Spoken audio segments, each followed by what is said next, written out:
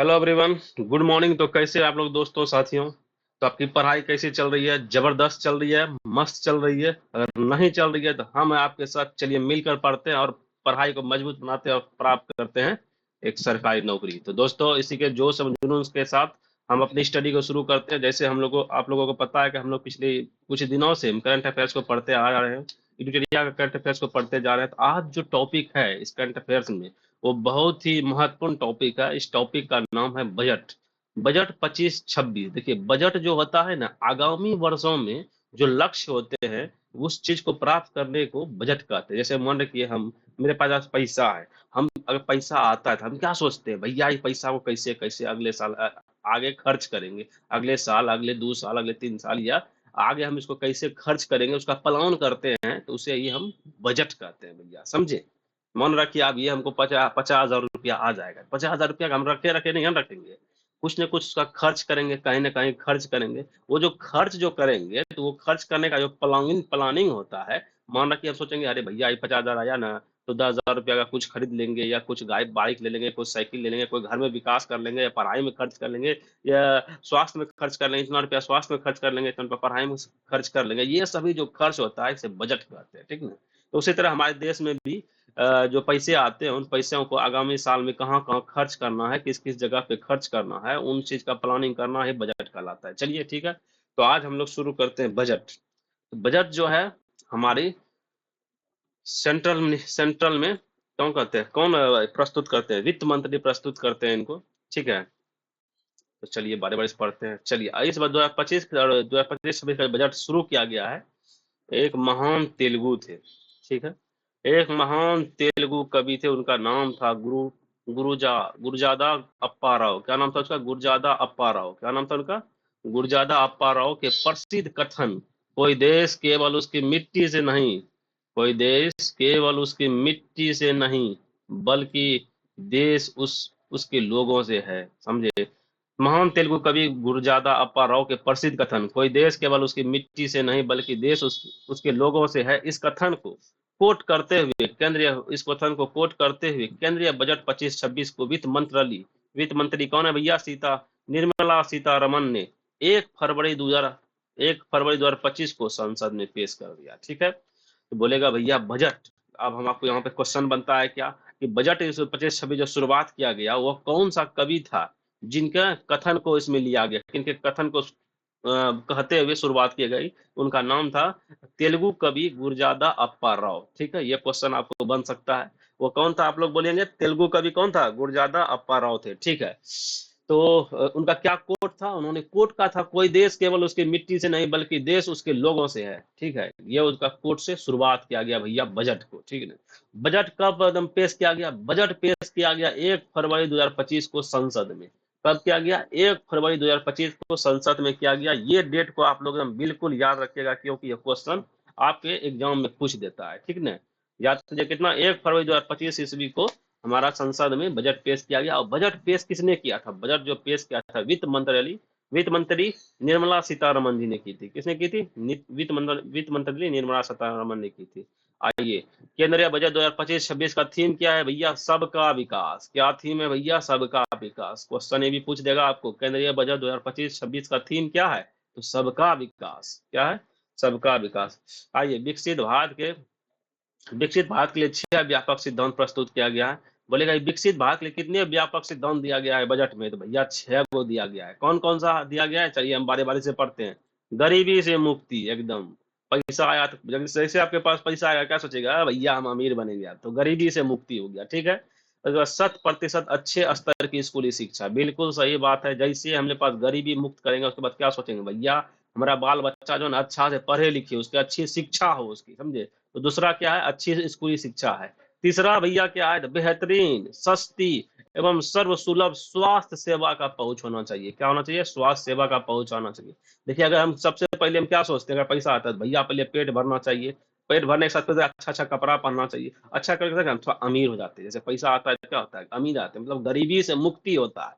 जैसे गरीबी से मुक्ति होता है तो फिर क्या सोचते हैं? भैया कम से कम शिक्षा व्यवस्था अच्छा होना चाहिए, अपना बाल बच्चा पढ़े लिखे। तो क्या हुआ? स्कूली शिक्षा बेहतर हुआ। जब स्कूली शिक्षा बेहतर हो जाता है तो उसके बाद हम क्या सोचते हैं? भैया थोड़ा स्वास्थ्य शिक्षा, मतलब सॉरी, स्वास्थ्य भी जो है ना अच्छा होना चाहिए। तो उसके बाद स्कूली शिक्षा के बाद हम लोग स्वास्थ्य तक बेहतरीन और सस्ती सुलभ स्वास्थ्य तक सेवाओं का हम लक्ष्य रखे हैं। तीसरा हो गया ये। अब आते हैं चौथा, 100% कुशल कामगार भैया, अच्छा कामगार कुशल मिलना चाहिए, ठीक ना, या सार्थक रोजगार की व्यवस्था होनी चाहिए। चौथा है। पांचवा में क्या है, आर्थिक गतिविधि में 70% महिला, जितना भी आर्थिक गतिविधि है, जितना पैसा कौड़ी कमाने उमाने में, तो महिलाओं की जो 70% भागीदारी होनी चाहिए, ये बजट में पेश किया गया है। तो 6 नंबर में आइए, छठा क्या लक्ष्य है, छठा लक्ष्य है हमारे देश को food basket of the world बनाने वाले किसान पर ध्यान देना चाहिए। समझे, food basket of the world बनाने वाले किसान पे क्या करना चाहिए, ध्यान देना चाहिए। समझे, ये हमारे आगामी लक्ष्य है। आगामी लक्ष्य क्या क्या है, आप लोग एक बार रिपीट करेंगे, ठीक है, आराम से। पहला तो क्या है, आंख बंद करके हम याद करेंगे, पहला क्या है भैया, गरीबी मुक्ति। जैसे पैसा आएगा तो गरीबी मुक्ति होगा। दूसरा, जैसे गरीबी मुक्ति हुआ तो क्या होगा, बाल बच्चा के लिए बेहतर स्कूली शिक्षा होगा, ठीक है, क्या होगा, बेहतर स्कूली शिक्षा। फिर जैसे स्कूली शिक्षा हो गया, उसके बाद तीसरा नंबर क्या हो गया, स्वास्थ्य का अच्छा, बेहतर एवं बेहतरीन एवं सस्ता, कहते हैं ना, सस्ता सुगम एवं क्या कहते हैं, सस्ता सुगम एवं बेहतरीन स्वास्थ्य सेवा होना चाहिए, बेहतरीन स्वास्थ्य सेवा होना चाहिए। जैसे स्वास्थ्य हो गया, तो उसके बाद कर सकते हैं भैया, एक अच्छा कामगार होना चाहिए, अच्छा रोजगार मिल जाना चाहिए। तो चौथा क्या हो गया, अच्छा कुशल कामगार एवं रोजगार हो गया।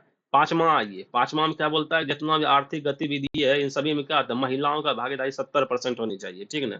छठा क्या होता है, छठा में हो गया, food basket of the world बनाने वाले किसान की व्यवस्था होनी चाहिए, ठीक है। किसानों के लिए क्या है, food basket of the world बनाना चाहिए, ठीक है। ये सभी आपके 6 व्यापक सिद्धांत थे। चलिए हम लोग आगे पढ़ते हैं।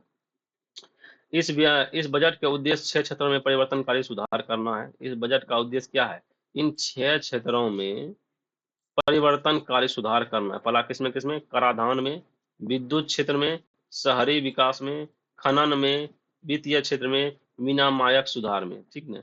ये क्वेश्चन को याद रखिएगा। देखिए इसमें भी जो जितना ये पढ़ाए आप लोग, 6 व्यापक सिद्धांत, इस सिद्धांत में ऐसे क्वेश्चन पूछ देगा कि बजट 2025-26 में इनमें कौन से सिद्धांत ऐसे हैं जो बजट 2025-26 में नहीं शामिल है। तो आप लोग इसका, अगर आप लोगों को ये सब याद है, गरीबी जैसे पैसा, दिमाग में याद रखिएगा, क्या जैसे पैसा आएगा भैया गरीबी मुक्ति होगा, गरीबी मुक्ति के बाद बाल बच्चा का अच्छा स्कूली शिक्षा होगा, अगर स्कूली शिक्षा अच्छा हो गया तो उसके बाद क्या होगा, अच्छा स्वास्थ्य सेवा होगा, अगर स्वास्थ्य सेवा अच्छा हो गया तो भैया अच्छा सा रोजगार मिल जाए, रोजगार अगर मिल जाता है, फिर सोचते हैं भैया आर्थिक गतिविधि में जो महिला की भी भागीदारी होनी चाहिए, भैया महिला की भागीदारी कितनी होनी चाहिए, 70% होनी चाहिए। उसके बाद फिर सोचते हैं अरे भैया अब किसानों के लिए food basket of the world का भी व्यवस्था होनी चाहिए। ये हो गया हमारा व्यापक सिद्धांत। और ये बजट के उद्देश्य जो 6 क्षेत्र होते हैं, 6 क्षेत्र भी है, उसमें सोचते हैं परिवर्तन करके और सुधार, उसमें बहुत अच्छा सुधार करना चाहिए।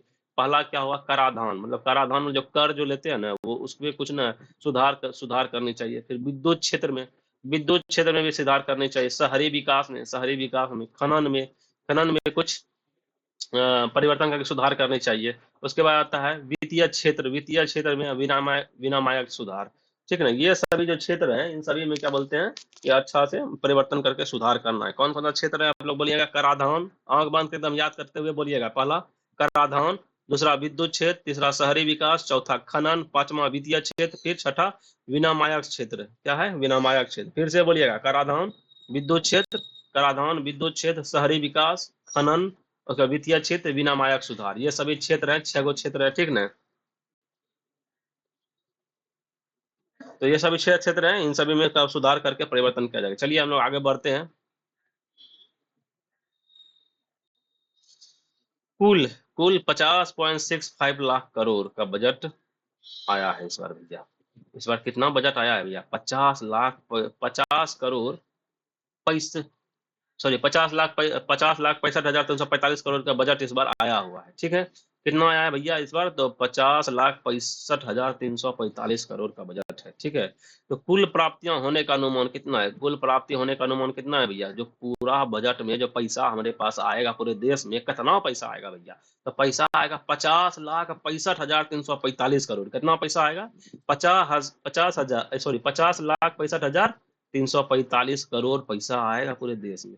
समझे, रेवेन्यू कहाँ कहाँ से आएगा भैया, पहला तो राजस्व प्राप्तियों से कितना आएगा भैया, 34,20,000 करोड़, ठीक है। कितना आएगा, राजस्व प्राप्तियों से जो आएगा ना भैया, आपको 34,20,000 करोड़ आएगा। और पूंजीगत प्राप्तियों से जो आएगा 16,44,936 करोड़ आएगा, ठीक है।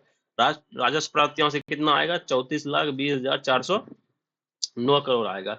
पूंजीगत प्राप्तियों से कितना आएगा, 16,44,936 करोड़ रुपया आएगा, ठीक ना। अब बताएगा कुल खर्च, ये तो भैया पैसा हमारा आया कहाँ कहाँ से, ठीक ना। ठीक है, राजस्व याद, राजस्व से कितना आया था सबसे ज्यादा 34,20,000, ठीक है, 34,20,000 करोड़। उसके बाद पूंजीगत से कितना आया 16,44,000 करोड़, ठीक है। 34,20,000 एगो में आएगा, दूसरा में पूंजीगत में कितना आ जाएगा 16,44,000, बिल्कुल। अब कुल खर्च का अनुमान भैया किधर होगा, कुल खर्च जो हो गया 50,65,000 जो 334 करोड़ है, 345 करोड़ है, कहाँ कहाँ खर्च होगा। राजस्व खर्च में कितना आएगा, राजस्व खर्च आएगा 39,44,255 करोड़ होगा, ठीक है।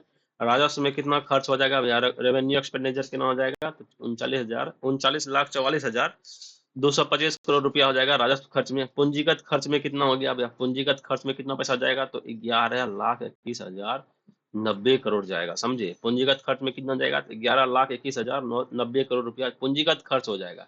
देखिए भैया, सबसे अधिक पैसा कहाँ से आया, सबसे अधिक पैसा आया राजस्व से, सबसे अधिक खर्चा कहाँ हुआ, राजस्व में, समझे। सबसे अधिक राजस्व से कितना आया था भैया, याद रखिएगा कि कितना 34,20,000 करोड़, कितना 34,20,000 करोड़ आया था। तो खर्चा हम कितना कर रहे हैं 39,44,000, जितना का आमदनी न ओकरा बेसी क्या कर रहे हैं हम खर्चा कर रहे हैं, ठीक ना। कितना खर्चा कर रहे हैं भैया, तो भैया हम लोग 39,44,000 करोड़ खर्चा कर रहे हैं। पूंजीगत से कितना प्राप्त कर रहे हैं, पूंजीगत से हम जो प्राप्त कर रहे हैं 16,44,000, कितना कर रहे हैं 16,44,000 कर रहे हैं। पूंजीगत खर्च कितना कर रहे हैं, तो 11,21,000 करोड़ कर रहे हैं, ठीक ना। 16,44,000 में पूंजीगत से प्राप्ति कर रहे हैं, खर्च कर रहे हैं हम लोग 11,21,000 करोड़, ठीक है। चलिए इसी तरह हम आगे बढ़ते हैं। आज राजकोषीय घाटा, राजकोषीय घाटा कहाँ गया। अब देखिए घाटा, घाटा ये सब जो प्रमुख क्वेश्चन आ जाएगा। सबसे पहले क्वेश्चन ये आएगा तो बजट में कितना पैसा गया, कितना पैसा आया था, तो आप लोग क्या बताए 50,65,हजार करोड़, 50,65,हजार करोड़ आया था, ठीक ना। उसके बाद आइए यहाँ राजकोषीय घाटा, राजकोषीय घाटा देखिए 2024-25 में जो घाटा हुआ था वो जीडीपी का 4.8% हुआ था। कितना हुआ था, जीडीपी का 4.8% हुआ था। और 25-26 में जो हुआ है घाटा भैया, घाटा होने का अनुमान जो है 4.4% है भैया, समझे। राजकोषीय घाटा, राजकोषीय घाटा, राजकोषीय घाटा जानते हैं, 24-25 में कितना हुआ था 4.8% हुआ था पूरे जीडीपी का। और जो है 25-26 में कितना होने का अनुमान है, तो भैया 4.4% होने का अनुमान है, ठीक है। चलिए राजस्व घाटा आया, वो था राजकोषीय घाटा, अब ये है राजस्व घाटा। राजस्व घाटा कितना हो गया भैया, एक 24-25 में तो हुआ था हमको 1.9% हुआ था राजस्व घाटा। और जो है ना इसमें 25-26 में जो होगा 1.5% भैया घाटा होगा। कितना घाटा होगा 1.5% घाटा होगा, ठीक है। प्रभावी राजस्व घाटा, प्रभावी राजस्व घाटा कितना होगा, देखिए प्रभावी राजस्व घाटा कितना हो गया भैया 24-25 में प्रभावी राजस्व घाटा हो गया था जीडीपी का 1% हो गया था, जीडीपी का 1% क्या प्रभावी राजस्व घाटा हो गया था, समझे। और 2024-25 में हुआ था 1%, और 25-26 में होने का कितना अनुमान है, तो भैया ना बोले कितना अनुमान घाटा हो सकता है, इसमें नहीं सोचते हैं कितना घाटा हो सकता है, तो भाई 0.3% जो है ना प्रभावी राजस्व घाटा हो सकता है, ठीक ना। चलिए अब प्राथमिक घाटा में हम लोग आते हैं। प्राथमिक घाटा कितना हो जाएगा भैया, प्राथमिक घाटा जो जीडीपी का 1.3% हमारा 24-25 में हुआ था, समझे। और हमारा होने का अनुमान 25-26 में कितना लगाए हैं, तो भैया 0.8% अनुमान हो सकता है भैया, 0.8 अनुमान का आपको घाटा लग सकता है प्राथमिक घाटा में, समझे। प्राथमिक घाटा में समझ गए। चलिए ये कहाँ गया राजकोषीय घाटा, चलिए एक बार रिपीट इसको कर लेते हैं। देखिए इसमें 4 तरह का घाटा आ रहा है दोस्त, कौन कौन घाटा आ रहा है, तो राजकोषीय घाटा आ रहा है, राजस्व घाटा आ रहा है, प्रभावी राजस्व घाटा आ रहा है, और आ रहा है प्राथमिक घाटा आ रहा है, समझे। क्या क्या आ रहा है, प्राथमिक घाटा और राजस्व घाटा, राजकोषीय घाटा, राजस्व घाटा, प्रभावी राजस्व घाटा और प्राथमिक घाटा आ रहा है, ठीक है। राजकोषीय घाटा हमारा 24-25 में कितना हुआ था 4.8 हुआ था, ठीक ना। राजकोषीय घाटा होने का अनुमान कितना है 25-26 में, तो 4.4 है, आंख बंद करके बोलना है, ठीक ना, तब याद होगा। राजस्व घाटा कितना हुआ था भैया, राजस्व घाटा तो 24-25 में हुआ था मेरा 1.9%, और जो है मेरा 25-26 में जो होने का अनुमान होगा 1.5% अनुमान है। प्रभावी राजस्व घाटा जो है मेरा 24-25 में 1% हुआ था, और जो आगामी 25-26 में होगा वो 0.3% होगा। और प्राथमिक घाटा, अगर प्राथमिक घाटा की बात करें पूरे जीडीपी का मेरा 1.3% हुआ था 24-25 में, और 25-26 में जो होने का अनुमान है 0.8% होने का अनुमान है। कितना अनुमान है 0.8% होने का अनुमान, ठीक है, याद हो गया। हाँ तो बोलिएगा तो फिर से, राजस्व घाटा कितना हुआ था 24-25 में, तो मेरा हुआ था भैया 4.8। कितना सबसे अधिक यही है राजस्व घाटा ही हुआ है भैया, 4.8 हुआ है। होने का अनुमान कितना है, कम 4.4, ठीक है। उसके बाद आइए कितना राजस्व घाटा में, याद करके जाना है यहाँ से। राजस्व घाटा कितना हुआ था, तो भैया राजस्व घाटा हुआ था 1.9%। राजस्व घाटा कितना हुआ था 1.9%, और होने का अनुमान कितना 1.5%। राजस्व घाटा कितना हुआ था 1.9% भैया 24-25 में हुआ था, और होने का जो अनुमान है 1.5% अनुमान है। और प्रभावी राजस्व घाटा की बात करें तो हुआ था 1%, और आगे जो होने का अनुमान है 0.3% होने का अनुमान प्रभावी राजस्व घाटा। प्राथमिक घाटा, प्राथमिक घाटा जो हुआ था गुरु 1.3% हुआ था। प्राथमिक घाटा कितना हुआ था 24-25 में 1.3% हुआ था, और आगे जो होने का अनुमान है 1.8% होने का अनुमान है। चलिए याद हो गया होगा आप लोगों का, सॉरी 0.8% होने का प्राथमिक घाटा अनुमान है, ठीक है। चलिए हाँ याद हो गया, ठीक है। क्या प्रकार का घाटा है भैया, 4 प्रकार का। कौन कौन, राजकोषीय राजस्व और प्रभावी राजस्व और प्राथमिक घाटा। राजकोषीय घाटा 24-25 में कितना हुआ था 4.8, और 25-26 में 4.4 होगा, ठीक है। उसके बाद आइए यहाँ पर राजस्व घाटा, राजस्व घाटा हो गया था आपको कितना 1.9, राजस्व घाटा कितना था 1.9, होने का अनुमान 1.5, ठीक है ना। प्रभावी राजस्व कितना हुआ 1, और होने का अनुमान 0.3। उसके बाद नीचे आया प्राथमिक घाटा, प्राथमिक घाटा कितना हो गया था 0.3, 1.3, और होगा होने का अनुमान कितना है 0.8, ठीक है। चलिए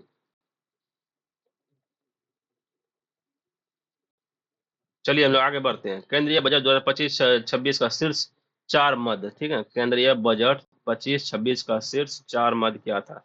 अब आइए हम लोग पढ़ते हैं रुपया कहाँ कहाँ से आता है। अब हम लोगों के घर पे जो रहता है, सोचते हैं भैया रुपया कहाँ, सोचते हैं भैया खेतों से इतना रुपया आता है, हमारा जो बड़का भैया कमाता है उससे भी इतना रुपया आता है, एक घर में बताते हैं। छोटका भाई कमाता है उससे भी इतना रुपया आता है। तो किसी को पैसा दिए हैं कर्जा में, तो उससे भी जो है ब्याज जो लेते हैं उससे भी पैसा आता है। ये घर का हुआ, ठीक है। उसी तरह देश में होता है, देश में भी जो ना जितने भी सारा संपत्ति है, जितने भी सब कुछ है या सारा चीज है, उन सभी से जो प्राप्तियां होती है उसी को हम लोग क्या बोलते हैं रुपया। उन्हें बोलते हैं भैया यहाँ यहाँ तो रुपया आ रहा है भैया, क्या कहते हैं, कुछ फलना जगह से रुपया आ रहा है, कुछ चिल्ला जगह से रुपया आ रहा है। तो उसी चीज के बाद बताने जा रहे हैं हमारे देश में कहाँ कहाँ से कितना रुपया आता है, समझे। हमारे देश में देखिए क्या उधार और अन्य दे देता है। देखिए उधार जो कर्जा वर्जा जो देते हैं ना, उससे जो ब्याज आता है वो कितना परसेंट आता है 24%। सबसे अधिक जो है ना हमारे भारत में उधार और अन्य उधार और कर्जा से ही पैसा आता है, ठीक ना। कहाँ से आता है, आयकर, इनकम टैक्स, इनकम टैक्स जो लेते हैं कितना 22% आता है भैया। देखिए टैक्स जो है 2 प्रकार का होता है, एक होता है प्रत्यक्ष टैक्स, एक होता है अप्रत्यक्ष टैक्स, समझे। प्रत्यक्ष टैक्स क्या हुआ, जो सीधा आपसे पैसा लेंगे। जैसे क्या होगा इनकम टैक्स, इनकम टैक्स है, जैसे आपके पास पैसा है तो पैसा का टैक्स लगेगा भैया, आप इतना पैसा है। आपके पास संपत्ति है तो संपत्ति का पैसा लगेगा। सीधा डायरेक्ट आपसे ले रहे हैं तो ये क्या हुआ प्रत्यक्ष कर हुआ। और अप्रत्यक्ष कर क्या होता है, अप्रत्यक्ष कर वैसा कर जो सीधा इनडायरेक्टली ले, जो डायरेक्टली आपसे नहीं ले, इनडायरेक्टली ले। जैसे कि जीएसटी लेते हैं, जीएसटी आप कोई वस्तु खरीदने जाते हैं तो जीएसटी तो भैया कंपनी ऊपर कंपनी के ऊपर ठोकता है, लेकिन जीएसटी लेते हैं किससे, आपसे। किसके लिए भैया, एक वस्तु खरीदने, इसलिए डेली का जो वस्तु खरीदते हैं उसमें जो जीएसटी लगता है वो एक अप्रत्यक्ष कर हो गया। फिर सीमा शुल्क, जैसे सीमा में प्रवेश करते हैं तो उसमें शुल्क देते होंगे, वो सब क्या अप्रत्यक्ष कर हुआ। रोड टैक्स हुआ, टोल टैक्स जो हुआ, ये सब क्या अप्रत्यक्ष टैक्स है, ठीक है। इसी के साथ हम लोग आगे बढ़ते हैं। माल सेवा, माल सेवा भैया जीएसटी, माल सेवा जीएसटी से कितना परसेंट आता है भैया, जीएसटी 18% आता है। निगम कर, निगम कर से कितना आता है 17% आता है। कितना आता है 17% पैसा आता है। बताइए कहाँ कहाँ से पैसा आता है, उधार और अन्य उधार कर्जा और कितना आता है भैया 24% आता है। इनकम टैक्स से कितना आता है 22% आता है। इनकम टैक्स से कितना आता है 22, जीएसटी से कितना आता है 18% आता है। निगम कर से कितना आता है भैया 17% आता है। सबसे अधिक किससे आता है, उधार और अन्य देदाता से, ठीक है। उन्हें आधार और अन्य देवता आधार और अन्य दे दाताएं से कितना आता है 24%। मतलब कर्जा और जो देते हैं ना किसी को, ब्याज कितना आता है 24%, सबसे अधिक उसी से आता है। फिर बोलेगा इनकम टैक्स से कितना पैसा आता है, तो भैया मारिएगा 22%, ठीक। इनकम टैक्स से 22%, और माल जीएसटी से कितना 18% आता है, और निगम कर 17% आता है, ठीक ना। अब ये तो बात ठीक है भैया। अब सबसे अधिक रुपया जाता है कहाँ, कहाँ जाता है, करों शुल्कों में राज्यों का हिस्सा। करों और शुल्क में जो राज्य का हिस्सा होता है वहां देना पड़ता है 22%, सबसे अधिक, समझे। करों और शुल्कों में जो राज्य का हिस्सा होता है उसको देना पड़ता है 22%। ब्याज जो हम लेते हैं, ब्याज जो हम लोग भी कर्जा लेते हैं, ऐसा नहीं कि हम लोग कर्जा नहीं लेते हैं, हम लोग भी कर्जा लेते हैं, उसमें जो हम लोग ब्याज देते हैं वो 20% देते हैं। कितना देते हैं भैया 20%, यहाँ पर जाता है। केंद्रीय क्षेत्र की योजना, कोई भी क्षेत्र का योजना करते हैं उसमें हम लोग 16% भेज देते हैं, ठीक है ना। उसके बाद रक्षा में कितना पैसा हम खर्चा करते हैं, तो 0.8% खर्चा करते हैं। रक्षा में कितना पैसा खर्चा करते हैं, तो भैया 8% रक्षा हम लोग खर्चा करते हैं, ठीक ना। तो ये सब पैसा यहाँ जाता है, और भी अगर जाता है तो उसका जो इंपॉर्टेंट फैक्ट है आपको यहाँ बताया गया, ठीक ना। आइए बजट खंड 1 नंबर, ठीक ना। इस बजट में विकास के लिए 4 इंजन की पहचान की गई। भैया ये जो बजट है 2025-26, इसमें विकास के लिए जो 4 इंजन की पहचान की गई है। कितना? 4 इंजन की पहचान की गई है। कौन कौन सा है भैया? ये 4 देखते हैं, ये 4 गो विकास इंजन शक्ति, ठीक है। कौन कौन सा? 4 गो विकास इंजन शक्ति, ठीक है ना। कौन कौन है? पहला है भैया कृषि। पहला क्या है? कृषि। दूसरा क्या है? एमएसएमई उद्योग, एमएसएमई उद्योग। तीसरा क्या है भैया? निवेश। तीसरा क्या है? निवेश।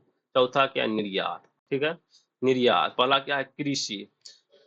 बोलेगा बजट 2025-26 में कितना इंजन का व्यवस्था किया गया है, तो भैया 4 इंजन का व्यवस्था किया गया। कितना इंजन का? 4 इंजन का व्यवस्था किया गया। कौन कौन सा इंजन है? पहला है कृषि, कृषि। दूसरा निवेश, कृषि निवेश, एमएसएमई और निर्यात। एमएसएमई क्या? लघु लघु उद्योग, लघु उद्योग फिर निर्यात। देखिए सिंपल से बात, कृषि होगा तो भैया निवेश करेंगे, निवेश करेंगे कहाँ पे भैया?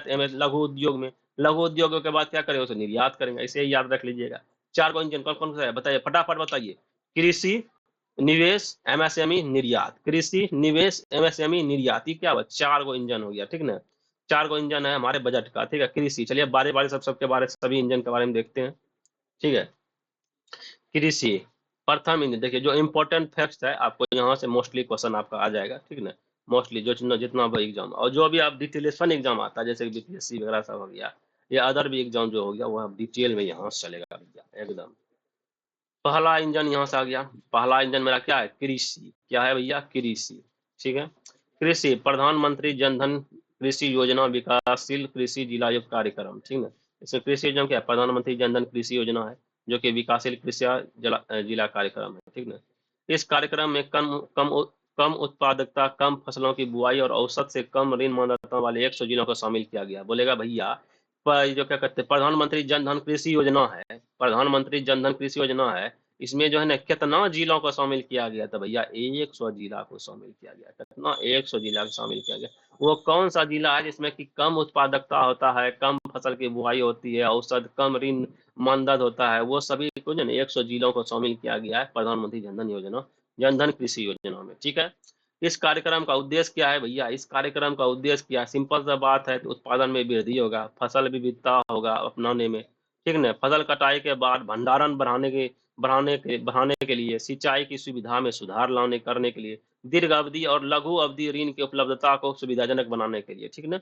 देखिए सिंपल, प्रधानमंत्री जनधन योजना कृषि योजना के तहत हम लोग 100 जिलों को शामिल किया गया है। इस जिलों को वैसे जिले हैं जहाँ पे उत्पादकता बहुत कम होती है, फसलों की बुआई बहुत ही औसत रहती है, उतना एकदम का थी फसल नहीं उपज पाता है। तो इनका उद्देश्य यही है कि भैया उत्पादन में वृद्धि करेंगे, फसल की विविधता, अलग अलग फसल उसमें बोएंगे, ठीक है ना। फसल के कटाई के बाद उसे भंडार करने का व्यवस्था किया जाएगा, ठीक है। फिर सिंचाई की अच्छी व्यवस्था की जाएगी, और उसके बाद दीर्घ में लघु उद्योग अभी ऋण की भी उपलब्धता की जाएगी, ठीक है।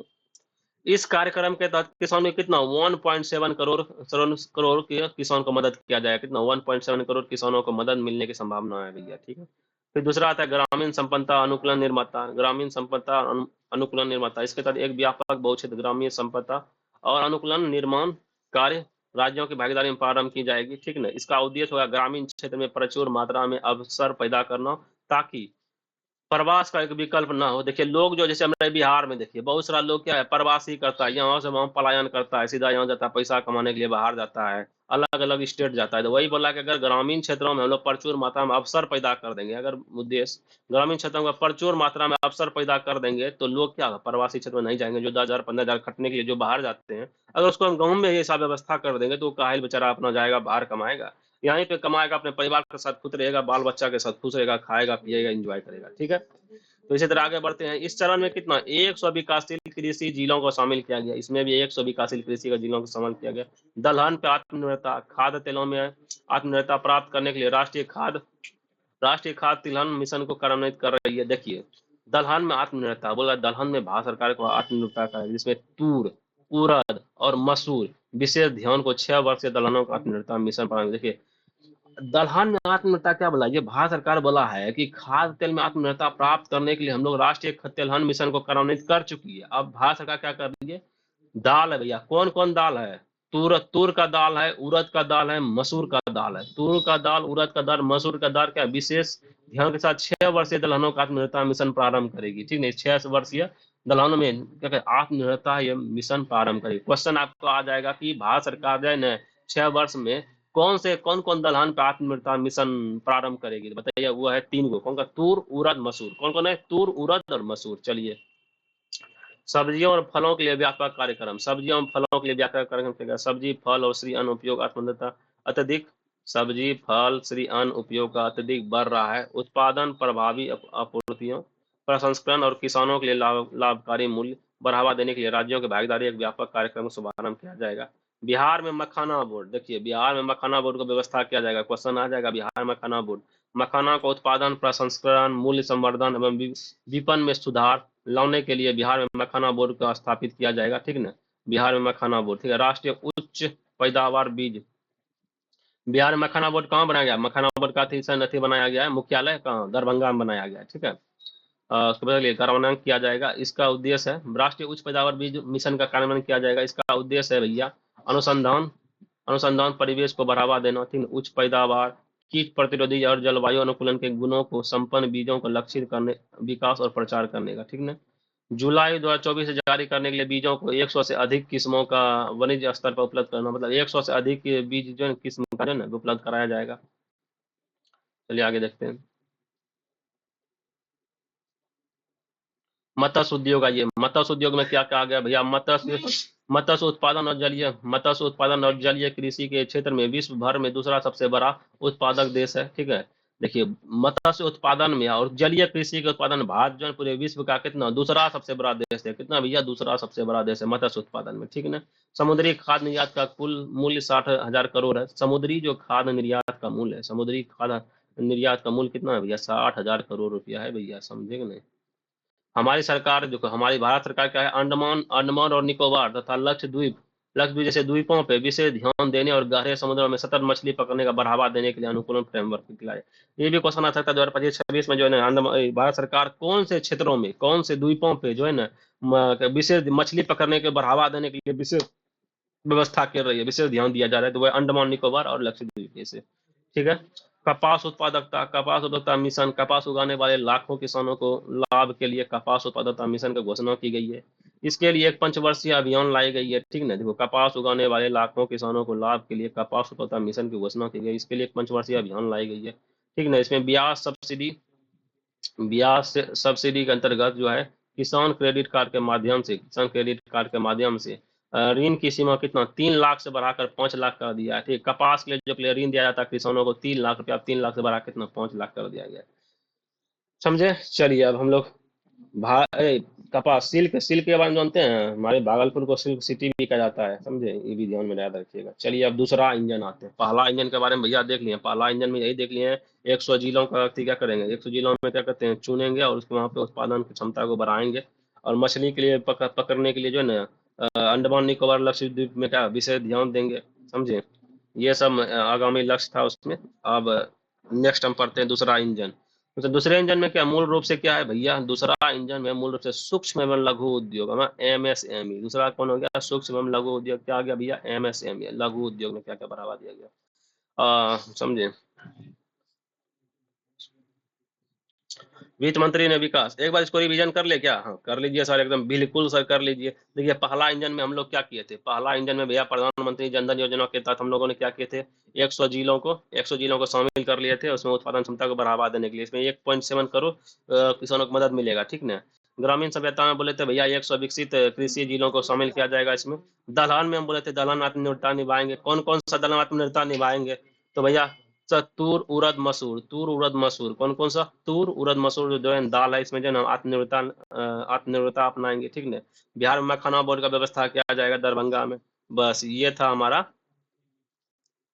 पहला इंजन। एक मत्स्य वाला पढ़ लीजिए। मत्स्य वाला अंडमान निकोबार और लक्षद्वीप में क्या करता है? विशेष ध्यान देगा मछली पकड़ने के लिए। दूसरा बड़ा मत्स्य पकड़ने में हम लोग जो है ना दूसरा पूरे विश्व में दूसरा स्थान है। समझे? कपास उत्पादन के लिए हम लोग व्यवस्था करेंगे, जो कि 3 लाख से 5 लाख रुपया ऋण कर दिया है। ये हमारा पहला इंजन जो था ना कृषि का था भाग। अब हम लोग पढ़ते हैं दूसरा इंजन क्या कहते हैं? MSME के लिए।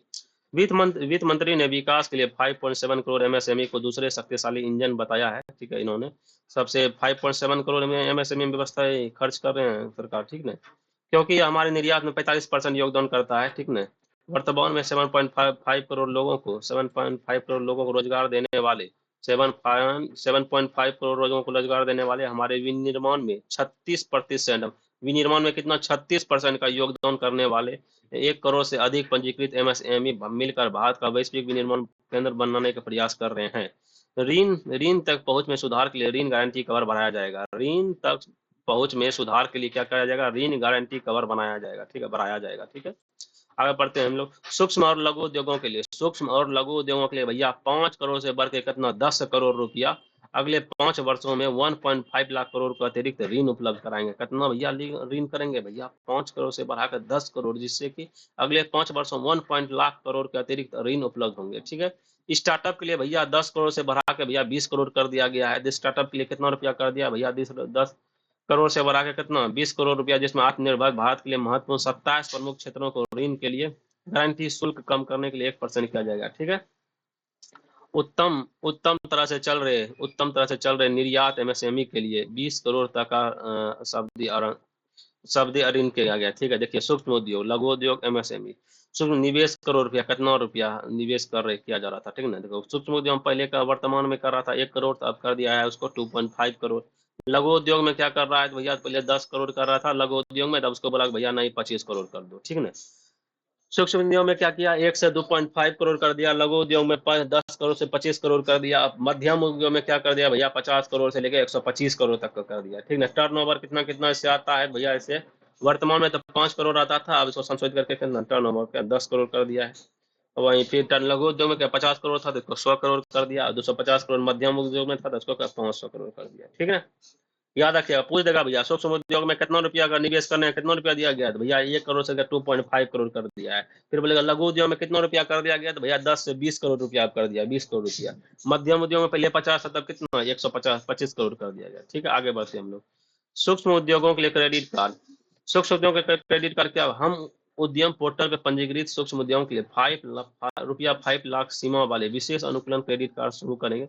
पहले वर्ष में 10 लाख कार्ड जारी कर किया जाएंगे। देखिए सूक्ष्म उद्योग के लिए क्रेडिट कार्ड दिया जाएगा, जितना भी सूक्ष्म उद्योग के लिए है ना, अब क्रेडिट कार्ड की सीमा की जाएगी। क्रेडिट कार्ड में क्या है? 5 लाख की सीमा कितना 10 लाख बढ़ा के कर दिया जाएगा। ठीक है, स्टार्टअप के लिए भैया 10,000 करोड़ के अंशदान के साथ साथ निधियों और नए कोष की स्थापना की जाएगा। पहली बार महिलाओं के लिए, अनुसूचित जातियों और अनुसूचित जनजातियों, SC ST सहित 5 लाख के उद्यमों के लिए एक नई योजना शुरू कर जाएगा। ठीक है, पहली बार महिलाओं, SC ST महिला जो है उसके लिए 5 लाख के उद्यमी, जितना भी 5 लाख उद्यमों की नई योजना शुरू की जाएगी। इससे अगले 5 वर्ष के दौरान दो करोड़ तक का सावधि ऋण उपलब्ध होगा। ठीक है, महिलाओं के लिए जो है अनुसूचित SC ST महिलाओं के लिए क्या 5 लाख उद्यमों के लिए एक नई योजना की जाएगी। ठीक है ना, इसमें 5 वर्ष के दौरान 2 करोड़ रुपया का सब्सिडी ऋण प्रदान की जाएगी। ठीक है, फुटवियर और लेदर क्षेत्रों के लिए फोकस होगा। फुटवियर और लेदर क्षेत्रों के लिए फोकस प्रोडक्ट स्कीम होगा। इस स्कीम में क्या होगा? लेदर फुटवियर, बिना लेदर वाले गुणवत्तापूर्ण वाले फुटवियर की उपलब्धता हेतु आवश्यक डिजाइन क्षमता घटक विनिर्माण होगा और मशीनों की सहायता दी जाएगी। इस स्कीम में 22 लाख व्यक्तियों को रोजगार मिलने, 4 लाख करोड़ का कारोबार और 1.1 लाख करोड़ से अधिक का निर्यात होने की उम्मीद है। ठीक है ना, इसमें कितना 22 लाख व्यक्तियों को रोजगार मिलेगा, 4 लाख करोड़ का कारोबार और 1.1 लाख करोड़ से अधिक का निर्यात होने का उम्मीद है। भैया फुटवियर में सिंपल से बोला गया, वही बोला गया लेदर के क्षेत्रों में फोकस प्रोडक्ट। इस स्कीम में क्या है? लेदर फुटवियर और बिना लेदर वाले गुणवत्तापूर्ण फुटवियर की उपलब्धता में थोड़ा सा डिजाइन में विनिर्माण किया जाएगा। ठीक है, इसमें क्या 22 लाख लोगों को रोजगार मिलेगा, 4 लाख करोड़ का कारोबार बढ़ेगा, 1.1 लाख करोड़ से अधिक का निर्यात होने की उम्मीद है। भारत में वैश्विक खिलौना केंद्र बनाने के लिए एक योजना किया जाएगा। भारत में वैश्विक खिलौना बनाने के लिए योजना कार्यान्वित किया जाएगा। ठीक है, आइए हम लोग आगे पढ़ते हैं।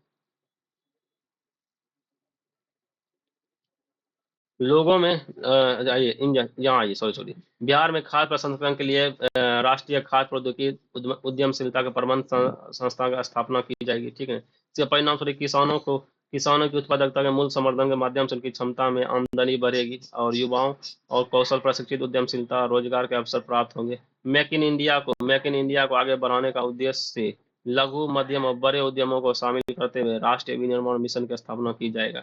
ठीक है। मेक इन इंडिया को आगे बढ़ाने के लिए क्या, मेक इन इंडिया को आगे बढ़ाने के लिए क्या, राष्ट्रीय विनिर्माण मिशन की स्थापना की जाएगी। ठीक है ना। चलिए भैया, दूसरा इंजन भी हम लोग पढ़ लिए हैं। दूसरा इंजन में क्या क्या है, यहीं से पढ़ते हुए जाते हैं। मेक इन इंडिया को बढ़ाने के लिए क्या करेंगे भैया, राष्ट्रीय विनिर्माण मिशन का स्थापना करेंगे। खाद्य प्रसंस्करण के लिए क्या है, राष्ट्रीय खाद्य उद्यमशीलता और प्रबंधन स्थापन का संस्थान स्थापित की जाएगी। ठीक है, जिसमें क्या बोलता है, किसानों के उत्पादकता मूल्य संवर्धन के माध्यम से उसकी आमदनी भी बढ़ेगी और युवाओं को कौशल प्रशिक्षण, उद्यमशीलता और रोजगार के अवसर प्राप्त भी होंगे। ठीक है, रिवीजन कर रहे हैं हम लोग। ठीक है, दूसरे इंजन का। और इसमें कहा गया है कितना, 5% एमएसएमई को दूसरा शक्तिशाली इंजन बताया गया है। यह 45% योगदान करता है हमारे निर्यात में। ठीक न। और 6-7 साढ़े 7 करोड़ लोगों को रोजगार देता है। ये विनिर्माण में इसका 36% का योगदान रहता है। इंजन, दूसरा इंजन के बारे में बोल रहे हैं, एमएसएमई के बारे में। ठीक न। इसमें बोला है क्या कि 5 करोड़ से बढ़ा के हम लोग 10 करोड़ रुपया का लघु उद्यमों को क्या करते हैं, सहायता दिया जाएगा, ऋण दिया जाएगा। ठीक न। उसके बाद स्टार्टअप के लिए 10 करोड़ से बढ़ के 20 करोड़ दिया जाएगा। इसमें जो 3 तरह के उद्योग आ गया, सूक्ष्म उद्योग, लघु उद्योग, मध्यम उद्योग। सूक्ष्म उद्योग को कितना, 1 करोड़ से 2.5 करोड़ दिया जाएगा। लघु उद्योग का निवेश जो क्या है, 10 करोड़ से लेकर 25 करोड़ का के दिया जाएगा। मध्यम उद्योगों का निवेश कितना किया जाएगा, तो भैया 50 करोड़ से 125 करोड़ दिया जाएगा। ठीक ना। सूक्ष्म उद्यमों के लिए क्रेडिट कार्ड कितना हो गया, सूक्ष्म उद्यमों के क्रेडिट कार्ड को 10 लाख कार्ड, 5 लाख से 10 लाख रुपया बढ़ा दिया गया है। स्टार्टअप के लिए क्या है, 10,000 करोड़ के अंशदान के लिए निधियों के नए कोष का स्थापना किया गया है। ठीक है। पहली बार महिला SC ST महिला के 5 लाख उद्यमों को शामिल किया गया है। ठीक है। फुटवेयर कंपनी में क्या कर, लेदर और बिना लेदर वाले को अच्छा डिजाइन का व्यवस्था किया गया है। ठीक है, बस यही था यहाँ पे। एक वैश्विक खिलौना केंद्र बनाने की एक योजना किया गया। यह हो गया तुम्हारा दूसरा, ठीक है, इंजन का लक्ष्य। ठीक है, आइए हम लोग पढ़ते हैं तीसरा। तीसरा है हम लोग इंजन निवेश। तीसरा क्या है, निवेश। क्या है, निवेश। निवेश क्या है, हम लोग निवेश करते हैं कहाँ का, देखिए, लोगों को में निवेश किया जाएगा, अर्थव्यवस्था में निवेश किया जाएगा, नवाचार में निवेश किया जाएगा। ठीक है ना। सक्षम आंगनबाड़ी और पोषण, सक्षम आंगनबाड़ी और पोषण 2.0 के माध्यम से, ठीक है, सक्षम आंगनबाड़ी पोषण 2.0 के माध्यम से 8 करोड़ से अधिक बच्चों को, 1 करोड़ गर्भवती महिलाओं को पूर्वोत्तर क्षेत्र में लगभग 20 लाख किशोरियों को पोषण संबंधी सहायता प्रदान की जाएगी। देखिए भैया, सक्षम आंगनबाड़ी, सक्षम आंगनबाड़ी हमारे, देखिए मैं गांव में हर जगह आंगनबाड़ी केंद्र खुला हुआ है। ठीक ना। आंगनबाड़ी केंद्र में क्या बोला, सक्षम, सूक्ष्म, सॉरी, हाँ, सक्षम आंगनबाड़ी और पोषण 2.0 के माध्यम से 8 करोड़ से अधिक बच्चों, 1 करोड़ गर्भवती महिलाओं एवं पूर्वोत्तर क्षेत्रों में लगभग 20 लाख किशोरियों को पोषण संबंधी सहायता प्रदान की जाएगी। समझे। जिज्ञासा और नवाचार की भावना उत्पन्न उत्पन्न करने तथा वैज्ञानिक सोच को बढ़ावा देने के लिए अगले 5 वर्षों में सरकारी स्कूलों में क्या 50,000 अटल टिकरिंग प्रयोगशाला का स्थापित किया जाएगा। ठीक है ना। भारत नेट परियोजना के अंतर्गत ग्रामीण क्षेत्रों में सभी सरकारी माध्यमिक स्कूलों और प्राथमिक स्वास्थ्य केंद्रों पर ब्रॉडबैंड कनेक्टिविटी का प्रदान की जाएगा। अरे जितना भी सरकारी स्कूल है ना, जितना सरकारी प्राथमिक स्कूल है, वहाँ पे ब्रॉडबैंड का कनेक्टिविटी मतलब नेट का व्यवस्था दिया जाएगा, इंटरनेट का व्यवस्था का सुविधा की जाएगी। स्कूल और उच्चतर शिक्षा के लिए भारतीय भाषाओं में डिजिटल रूप में पुस्तकें प्रदान करने के लिए भारतीय भाषा पुस्तक योजना कार्यान्वित करने का प्रस्ताव किया। अरे सिंपल से बात, जितना भी स्कूल उच्च शिक्षा वाला है ना, वहाँ पे बोला है कि आप जो है ना, ये डिजिटल पुस्तक आएगा भैया। डिजिटल मतलब जैसे हम लोग अभी आपको PDF के थ्रू पढ़ा रहे हैं, ये डिजिटल पुस्तक हो गया। इसके लिए उन्होंने भारतीय भाषा पुस्तक योजनाओं का कार्यान्वित किया गया है। ठीक ना। इसका लक्ष्य विद्यार्थी को अपने विषय को, इनका लक्ष्य यह विद्यार्थी को अपने विषय में बेहतर ढंग से समझने में मदद मिलेगा। ठीक है। वैश्विक विशेषज्ञता भागीदारी, विश्व के पांच राष्ट्रीय कौशल उत्कृष्टता केंद्रों को स्थापित किया जाएगा, ताकि मैक फॉर द वर्ल्ड विनिर्माण के लिए आवश्यक कौशलों के साथ हमारे युवा को सुसज्जित किया जा सके। ठीक है ना। उसके बाद IIT में क्षमता का विस्तार, जितना भी IIT कॉलेज है उसमें क्षमता का विस्तार किया जाए। इसमें 23 IIT विद्यार्थियों की कुल संख्या में 100% की वृद्धि होगी। जितना भी 23 IIT कॉलेज है ना, बोला IIT कॉलेज में क्षमता का जो है ना, जितना भी मत के पहले 100 को एडमिशन होता था, तब उसको क्या कहते हैं, बढ़ाया जाएगा उसमें सीटों को। ठीक ना। 5 IIT में अतिरिक्त अवसंरचना का सृजन किया जाएगा, मतलब संरचना जो है ना, और संरचना व्यवस्था जो है ना, और 5 में और क्या कहते हैं, अतिरिक्त अब संरचना किया जाएगा। ठीक ना। आते हैं हम लोग आगे बढ़ते हैं। IIT पटना में छात्रावास और अन्य संरचना संबंधी क्षमता को भी बढ़ाया जाएगा। देखिए सिंपल सी बात है, IIT पटना में क्या छात्रावास बनाएगा, एक जगह 2 छात्रावास था, 3 को कर देगा, 4 को कर देगा, ऐसे करके। और भी कोई संरचना होगा, जैसे कोई भी नया नया चीज का संरचना हो वहाँ पे कर देगा, किसी चीज का या खेल का मैदान बना देगा, या कोई भी बास्केटबॉल, कुछ ना कुछ संरचना, जैसे या प्रयोगशाला का ही निर्माण कर देगा, या कोई बोलते क्या कहते हैं टेस्टिंग रूम होता है उसका व्यवस्था कर देगा। ऐसे ही संरचना वहाँ पे किया जाएगा। ठीक है, IIT में। ठीक है। कितना भैया 23 आईआईटी में संरचना किया जाएगा और 5 आईआईटी में क्या करेगा, अतिरिक्त अवसंरचना किया जाएगा।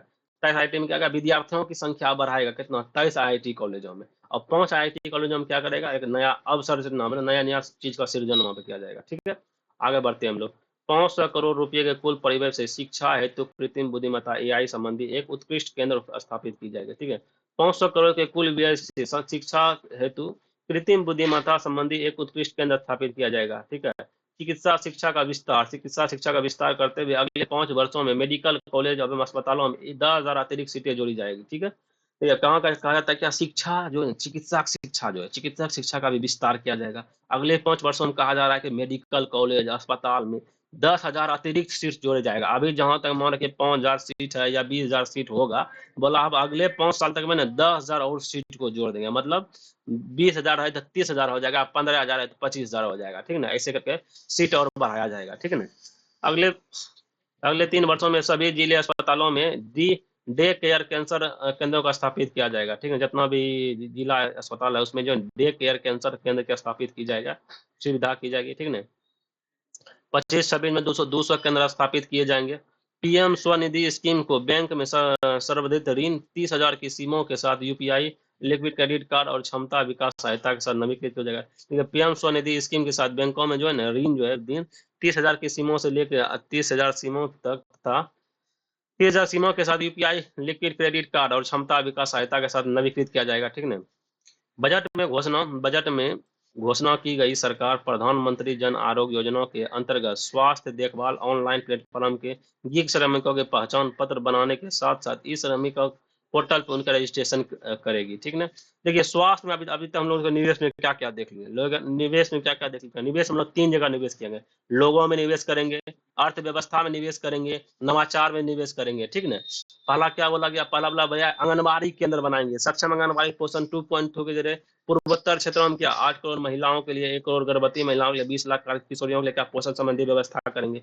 जिज्ञासा और नवाचार के भावना उत्पन्न करने के लिए, जिज्ञासा और नवाचार भावना को उत्पन्न करने के लिए, वैज्ञानिक सोच को बढ़ावा देने के लिए अगले 5 वर्षों में हम लोग या सरकारी स्कूल में 50,000 अटल या टिकरिंग प्रयोगशाला जो स्थापित किया जाएगा। है बोला जिज्ञासा, नवाचार, विज्ञान के क्षेत्र में बच्चों को रुचि लाने के लिए, जानते बच्चों को रुचि लाने के लिए 5 वर्षों में सरकारी स्कूलों में जो है ना 50,000 जो है ना प्रयोगशाला का व्यवस्था किया जाएगा। समझे कि नहीं, बिल्कुल आप लोग समझ गए होंगे।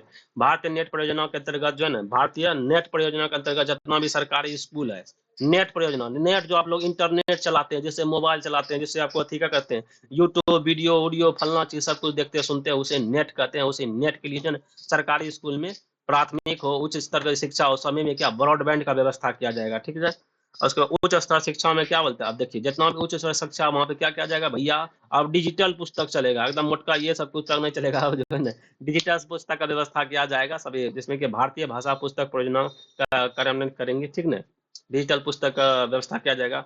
उसके बाद क्या बोलता है भैया, बोला 5 राष्ट्रीय कौशल उत्कृष्टता केंद्रों का स्थापित किया जाएगा, make for India, make for world विनिर्माण के लिए आवश्यकता कौशल के साथ हमारे युवाओं को सूचित किया जाएगा। ठीक है, बोला आईआईटी कॉलेजों में हम क्षमता बढ़ाएंगे, बोला 23 आईआईटी कॉलेजों में विद्यार्थी का 100% जो क्षमता बढ़ाया जाएगा। 5 आईआईटी कॉलेजों में क्या करेंगे हम लोग, अतिरिक्त अवसंरचना करेंगे, नए नए चीजों का संरचना करेंगे, जैसे हो गया बताए थे प्रयोगशाला का व्यवस्था कर देगा या टेस्टिंग रूम का व्यवस्था कर दिया जाएगा।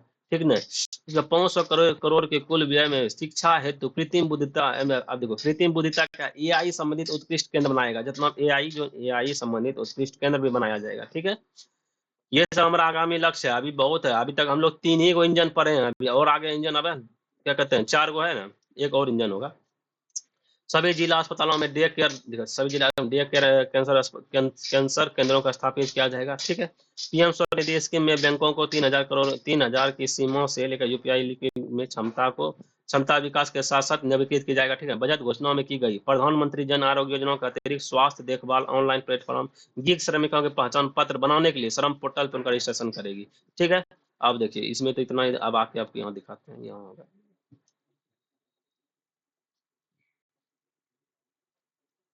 हाँ लीजिए भैया, अभी तो बहुत कुछ है भैया, बहुत कुछ पढ़ना है अभी।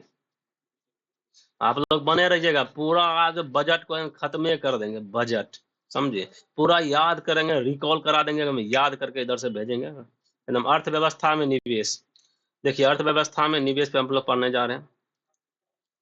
अर्थव्यवस्था में निवेश किया जाएगा। अर्थव्यवस्था देखिए, अभी तक हम लोग पढ़े थे लोगों में निवेश, अब पढ़ेंगे हम लोग अर्थव्यवस्था में निवेश। अर्थव्यवस्था में निवेश अंतर्गत श्रीमती सीतारमन ने कहा कि बुनियादी ढांचा संबंधी मंत्रालय सार्वजनिक निजी साझेदारी में मोर में परियोजनाओं पर 3 वर्षों की अवधि के साथ साथ कार्य करेगी। ठीक न, 3 वर्षों की अवधि के साथ साथ कार्य करेगी। राज्यों के लिए पूंजी पूंजी व्यय सुधारों के लिए प्रोत्साहन देने के लिए 50 वर्षों के ब्याज मुक्त ऋणों को 1.5 लाख करोड़ रुपए का परिव्यय का प्रस्ताव दिया जाएगा। ठीक न, परिसंपत्ति मौद्रीकरण योजना 25 से 30 किया जाएगा। परिसंपत्ति मौद्रीकरण योजना किया जाएगा। ठीक न, घोषित देखिए वर्ष 2021 में घोषित प्रथम परिसंपत्ति मौद्रीकरण योजनाओं के सफलता को आगे बढ़ाते हुए नई परियोजनाओं में 10 लाख करोड़ की पूंजी निवेश की जाएगी। ठीक है, निवेश के 25-30 के हेतु द्वितीय परिसंपत्ति मौद्रीकरण योजना को शुरुआत किया जाएगा। 100% कवरेज हासिल करने के लिए जल जीवन मिशन को 2028 तक विस्तार करने की घोषणा की गई है। जल जीवन को 2028 तक, जल जीवन मिशन को 2028 तक, अबे यार 2028 तक विस्तार करने की घोषणा की गई है। शहरों को सुविधापूर्ण विकास, जल स्वच्छता के लिए सरकार 1 लाख करोड़ की शहरी बुनियादी खर्च करेगी। 25-26 लेकर 10,000 करोड़ का आवंटन का प्रस्ताव रखा गया है। विकसित भारत के लिए परमाणु ऊर्जा मिशन किया जाएगा। वर्ष 2047 तक में तो कम से कम 100 गीगावाट परमाणु ऊर्जा का विकास किया जाएगा। 2027 तक में क्या हो गया, कम से कम 100 गीगावाट परमाणु ऊर्जा का विकास आवश्यक है। इस लक्ष्य का हासिल करने के लिए निजी क्षेत्रों के साथ सक्रिय भागीदारी हेतु परमाणु ऊर्जा अधिनियम और परमाणु नुकसान के लिए हम लोग सिविल दायित्व अधिनियम में संशोधित किया जाएगा। यह लघु मॉडल रिएक्टर अनुसंधान और विकास के लिए 20,000 करोड़ के परिव्यय के साथ परमाणु ऊर्जा मिशन का स्थापित किया जाएगा। समझे, 2033 तक विदेशी स्वदेशी रूप से विकसित कम से कम 5 MSR क्रियाशील हो जाएंगे।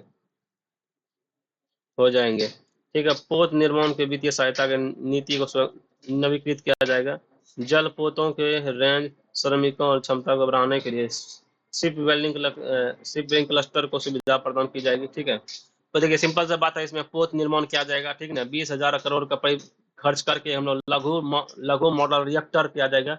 परमाणु ऊर्जा मिशन का स्थापित किया है। लघु मॉडल रिएक्टर के थ्रू परमाणु ऊर्जा मिशन का स्थापना की जाएगी। ठीक है, और उसको 2047 तक हम लोग 100 गीगावाट परमाणु ऊर्जा का हम लोग क्या कहते हैं विकास कर लेंगे। ठीक है, जल जीवन मिशन हम लोग कब तक 2028 तक में प्राप्त कर लेंगे, मिशन प्राप्त कर लेंगे। ठीक ना, बुनियादी ढांचा में सार्वजनिक निजी साझेदारी मोड में परियोजनाओं को 3 वर्ष की अवधि में कार्य करेगी। चलिए ये था, आगे बढ़ते हम लोग। समुद्रिक उद्योग के लिए हम लोग दीर्घ अवधि वित्त पोषण के लिए हम लोग 25,000 करोड़ निधि के साथ एक समुद्रिक विकास निधि स्थापित की जाएगी। उसके एक समुद्रिक में 25,000 करोड़ का खर्च करेगा ना। 49% अंशदान किया जाएगा और शेष राशि पतन और निजी क्षेत्र में जुटाई जाएगी। ठीक है, एक संशोधित उड़ान स्कीम शुरू की जाएगा जो अगले 10 से 120 से नए गंतव्य क्षेत्रों में कनेक्टिविटी को बढ़ाया जा सके और 4 करोड़ यात्रियों के लिए ऐसी परिवहन सुविधा दी जा सके। बिहार में ग्रीनफील्ड एयरपोर्ट की स्थापना की जाएगी। बिहार में ग्रीनफील्ड एयरपोर्ट की सुविधा प्रदान की जाएगी ताकि राज्य के भावी आवश्यकताओं को पूरा किया जा सके। ये पटना के एयरपोर्ट और बिहटा में ब्राउनफील्ड एयरपोर्ट की क्षमता को विस्तार अलावा है। मिथिलांचल में पहाड़ी कोसी नहर परियोजना की जाएगी। पश्चिमी कोसी नहर ERM परियोजना के लिए वित्तीय सहायता प्रदान की जाएगी, जिससे बिहार के मिथिलांचल क्षेत्र में कितना 50,000 हेक्टेयर में भूमि पर बड़ी संख्या में खेती वाले किसानों को लाभ मिलेगा। ठीक है, स्वनिधि निधि योजना 2 को शुरू किया जाएगा। किफायती और मध्यम आय आवास के लिए विशेष विंडो के लिए अंतर्गत विशिष्ट आवास परियोजना में 50,000 आवासीय इकाइयों का निर्माण पूरा कर लिया जाएगा। ठीक है, आइए हम आगे बढ़ते हैं। अन्य 40,000 इकाइयों का निर्माण है तो 2025 में पूरा कर लिया जाएगा। 15,000 करोड़ की इस निधि का लक्ष्य 1 लाख इकाइयों को शीघ्र पूरा किया जाएगा। देश में 50 पर्यटन स्थल, देश में 50 पर्यटन स्थल को राज्य और भागीदारी से चैलेंज मोड माध्यम से विकसित किया जाएगा। ठीक है, कौन सा भैया 50 पर्यटन स्थल को देखिए 50 पर्यटन स्थलों को राज्य की भागीदारी से चैलेंज मोड माध्यम से क्या विकसित किया जाएगा। भगवान बुद्ध के जीवन काल में संबंधित स्थलों में विशेष ध्यान दिया जाएगा। ठीक है, नवाचार में निवेश अनुसंधान विकास नवाचार पहलों कार्यान्वयन के लिए भैया 20,000 करोड़ बजट आवंटित किया जा सकेगा। ठीक है, PM अद्यता वृद्धि योजना, ठीक ना, पीएम अनुसंधान और अद्यता वृद्धि योजना के अंतर्गत अगले 5 वर्षों में संवर्धित वित्तीय सहायता के साथ आईटी और आईएससी में प्रौद्योगिकी अनुसंधान के लिए 10,000 अध्यवृत्ति प्रदान की जाएगी, ठीक है। खाद्य और पोषण सुरक्षा के लिए भैया 10 जर्म प्लाज्मा लाइनों के साथ साथ दूसरे जीन बैंकों का स्थापना की जाएगी भैया। 10 जीन बैंकों का स्थापना खाद्य और पोषण सुरक्षा के लिए 10 लाख जर्म प्लाज्मा लाइनों के लिए, तो उस खाद्य और पोषण सुरक्षा के लिए 10 लाख जर्म प्लाज्मा लाइनों के लिए भैया दूसरे जीन बैंक की स्थापना की जाएगी। भू स्थानिक संरचना डाटा विकसित करने के लिए राष्ट्रीय भू स्थानिक मिशन शुरू किया जाएगा। ज्ञान भारत मिशन, शैक्षणिक संस्थान, संग्रहालय, पुस्तकालय और निजी संग्रहालयों में हमारी पांडुलिपि सर्वेक्षण, दस्तावेजन और संरक्षण के लिए हम लोग ज्ञान भारती मिशन शुरू किया जाएगा। ज्ञान भारती किसके शुरू किया जाएगा भैया? शैक्षणिक संस्थान, संग्रहालय, पुस्तकालय और निजी संग्रहकर्ताओं में हमारी पांडुलिपि को सर्वेक्षण के लिए एवं दस्तावेजीकरण के लिए उसे क्या कहते हैं, ज्ञान भारत मिशन शुरू किया जाएगा, ठीक ना। इसमें 1 करोड़ से अधिक पांडुलिपि को शामिल किया जाएगा, ठीक है। चलिए यहाँ हो गया। अब आए चौथे इंजन में हम लोग आ रहे हैं, जो लास्ट इंजन है। श्रीमती सीतारमन ने निर्यात के क्षेत्र में निर्यात को विकास का चौथा क्षेत्र बनाता है। श्रीमती निर्मला सीतारमन ने निर्यात को क्या बोला है भैया? विकास का चौथा इंजन बताते हुए कहा है कि क्षेत्रीय मंत्रिलीय लक्ष्यों के साथ एक निर्यात संबंधी मिशन का शुभारंभ किया जाएगा, जिससे वाणिज्य मंत्रालय, एमएसएमई मंत्रालय और वित्त मंत्रालय द्वारा संयुक्त रूप से चलाया जाएगा, ठीक ना। अंतर्राष्ट्रीय व्यापार हेतु भारतीय ट्रेडनेट नामक एक डिजिटल सार्वजनिक अवसरना स्थापित किया जाएगा। एक एकीकृत लॉजिस्टिक प्लेटफॉर्म में सहयोग प्रदान की जाएगी और जो सरकारी उद्योग 4.0 में संबंधित अवसरों का लाभ उठाने के लिए घरेलू इलेक्ट्रॉनिक्स उपकरण उद्योग को सहायता प्रदान की जाएगी। उभरते हुए टीयर टू शहरों में वैश्विक क्षमता केंद्र को बढ़ावा देने के लिए एक राष्ट्रीय फ्रेमवर्क तैयार किया जाएगा, ठीक ना। ईंधन के रूप में इंजन के लिए ईंधन के तौर पर सुधार को स्पष्ट करते हुए श्रीमती निर्मला सीतारमन ने कहा कि पिछले 10 वर्षों में ज्यादा समय में सरकार ने करदाताओं की सुविधा के लिए फेसलेस मूल्यांकन, करदाता चार्टर एवं त्वरित रिटर्न, लगभग 99% रिटर्न का स्वयं मूल्यांकन के आधार पर और विवादों में विश्वास योजना जैसे कई सुधारों को क्रियान्वित किया गया है। इन प्रयासों में जारी रखते हुए उन्होंने विभाग को विश्वास प्रथम जांच बाद में वचनबद्ध को दोहराया है, ठीक ना। बीमा क्षेत्र के लिए विदेश प्रत्यक्ष निवेश को 44% से बढ़ा कर कितना 100% किया जाएगा, ठीक ना। यह समृद्धि सीमा पर उन कंपनियों के लिए उपलब्ध होगी जो भारत में संपूर्ण प्रीमियम का निवेश करेगी भैया। बोला है बीमा क्षेत्र के लिए प्रत्यक्ष निवेश को 74% से बढ़ा कर कितना 100% किया जाएगा। यह समृद्धि सीमा उन कंपनियों के लिए है जो कंपनी क्या कहते हैं, संपूर्ण प्रीमियम निवेश करेगी, ठीक है। चलिए हम लोग अब आते हैं नीचे। सार्वजनिक क्षेत्रों के बैंक एसएससी सदस्यों और ग्रामीण क्षेत्रों में लोगों के लिए ऋण आवश्यकता को पूरा करने के लिए ग्रामीण क्रेडिट स्कोर फ्रेमवर्क को विकसित किया जाएगा। पेंशन क्षेत्र में विनियमित समन्वय और विकास के लिए एक फोरम की स्थापना की जाएगी। वर्ष 2025 में केंद्रीय केवाईसी रजिस्ट्रेशन का पुनरुद्धार किया जाएगा, ठीक है। 21वीं सदी के विनियमित सुधार क्या क्या किया जाएगा? आधुनिक लचीले लोगों का अनुकूलन और विश्वास आधारित विनियामक प्रारूप को विकसित करने के लिए निम्नलिखित 4 विशेष उपायों का प्रस्ताव किया गया। विनियामक सुधार हेतु उच्च स्तरीय समिति, ठीक है। सभी गैर वित्तीय क्षेत्र संबंधी विनियमों में प्रमाण, लाइसेंस और अनुमतियों की समीक्षा करने के लिए विनियामक सुधार हेतु उच्च स्तरीय समिति बैठक की गई है। यह समिति एक वर्ष के भीतर अपनी सिफारिश प्रस्तुत करेगी। राज्यों को निवेश अनुकूलन सूचकांक, ठीक है। प्रतिस्पर्धा सहकारी संवाद की भावनाओं को आगे बढ़ाने के लिए वर्ष 2025 में राज्यों का निवेश अनुकूलन सूचकांक शुरू होगा। वित्तीय स्थिरता एवं विकास परिषद के अंतर्गत वर्तमान वित्तीय विनियमन और सहायक अनुदान के प्रभाव मूल्यांकन करने के लिए एक तंत्र स्थापित किया जाएगा, समझे। जन विश्वास विधेयक 2.0 का भी व्यवस्था किया जाएगा। सरकार अब विभिन्न माध्यमों से 100 से अधिक कानूनी प्रावधान को गैर आपराधिक बनाने के लिए जन विकास विधेयक 2.2 लाएगी। ये हमारा बजट खंड 1 था जो कि पूरा तरह से कंप्लीट हो गया। अब देखते हैं आगे क्या क्या है। ये थोड़ा सा और है, खंड बी है, बढ़ ये लेते हैं इसको, ठीक है। खंड बी, ठीक है। और प्रत्यक्ष कर, अभी हम लोगों को बताए थे कर कितना प्रकार का होता है। कर 2 प्रकार का, प्रत्यक्ष जो सीधा आपसे लिया जाए, जैसे क्या कहते हैं इनकम टैक्स हो गया, उसके बाद क्या कहते हैं इनकम टैक्स निगम टैक्स हो गया, इनकम टैक्स निगम टैक्स, और क्या कहते हैं संपत्ति का टैक्स ले लिया। ये सब टैक्स जो है ना आपको प्रत्यक्ष टैक्स हो गया। और अप्रत्यक्ष टैक्स क्या हो गया, जैसे जीएसटी हो गया, क्या हो गया, जीएसटी हो गया भैया, उसके बाद रोड टैक्स हो गया भैया, सीमा शुल्क हो गया भैया, ये सब क्या अप्रत्यक्ष कर है, ठीक है। आइए लोग पढ़ते हैं।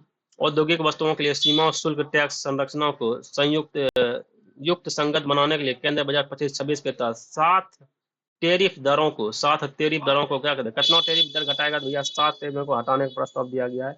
इसके बाद शेष बची टेरिफ दरों को शून्य दर सहित 8 रह जाएगी, ठीक है। कैंसर जैसे असाधारण रोगों को राहत देने के लिए कैंसर जैसे असाधारण रोगों को राहत देने के लिए 36 जीवन रक्षक औषधि और दवाओं को बुनियादी सीमा शुल्क की तरह छूट दी होगी, ठीक ना।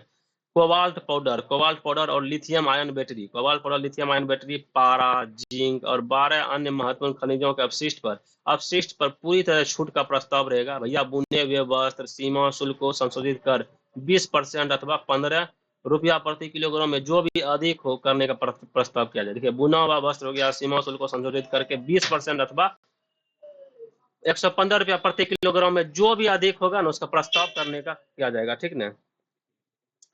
इंटरेक्टिव फ्लैट पैनल डिस्प्ले एवं बुनियादी सीमा का शुल्क 10% से बढ़ाकर कितना 20% किया जाएगा। इलेक्ट्रिक वाहनों के लिथियम आयन बैटरी के विनिर्माण के लिए 35% अतिरिक्त पूंजीगत वस्तुओं पर छूट और मोबाइल फोन बैटरी विनियम पे तो 28% अतिरिक्त पूंजीगत व्यय पर छूट मिलेगा, ठीक है। हस्तशिल्प वस्तुएं निर्यात विधि 6 महीने से बढ़कर 1 वर्ष की गई है।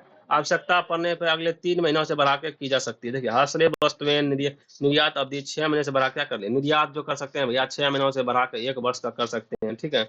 आइए आगे बढ़ते हैं। समुद्री उत्पाद जैसे फ्रोजन फिश हो गया, पेस्ट के निर्यात पर सीमा शुल्क जो 30% घटाकर 5% कर दिया। समुद्री उत्पाद जो भी है उसको सीमा शुल्क घटाकर 30% कितना कर दिया, 5% कर दिया गया, ठीक है।